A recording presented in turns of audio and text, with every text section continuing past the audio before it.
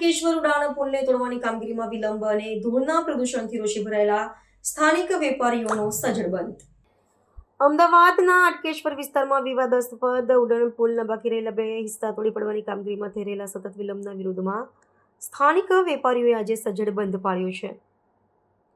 કામગીરીની ધીમી ગતિને પગલે રોજિંદા વાહન વ્યવહારમાં પડતી અગવડ અને ધૂળના પ્રદૂષણથી રોષે ભરાયેલા દુકાનદારોએ પોતાનો વેપાર રોજગાર સંપૂર્ણપણે બંધ રાખીને વહીવટીતંત્ર સામે ઉગ્ર નારાજગી વ્યક્ત કરી હતી. વેપારીઓના જણાવ્યા અનુસાર છેલ્લા 6 મહિના કરતાં વધુ સમયથી આ પુલ તોડવાની કામગીરી ચાલી રહી હોવા છતાં તેનો બાકીનો ભાગ હજુ પણ દૂર કરાયો નથી, જેના કારણે માર્ગો પર વાહનોની ભારે ભીડ અને અંધાધૂંધી સર્જાય છે. આ મંથર ગતિની કામગીરીના પરિણામે ગ્રાહકોની સંખ્યામાં ઘટાડો થતાં સ્થાનિકોને વ્યાપક આર્થિક નુકસાન વેઠવાનો વારો આવ્યો છે.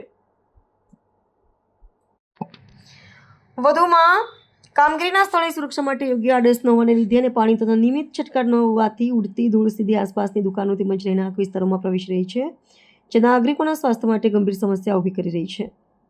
મહાનગરપાલિકાનું ધ્યાન દોરવા માટે બોલાવવામાં આવેલા આ બંધ અંતર્ગત વેપારીઓએ કડક શબ્દોમાં ચીમકી ઉચ્ચારી છે કે જો આ કામગીરી સત્વરે પૂરી કરવાની આવે તો આગામી દિવસોમાં આંદોલન વધુ જલદ બનાવવામાં આવશે. વિરોધકર્તાઓએ સ્પષ્ટ સંદેશ આપ્યો છે કે લોકોની હાલાકીની સીધી અસર આગામી સ્થાનિક ચૂંટણીઓના પરિણામો પર પડી શકે છે.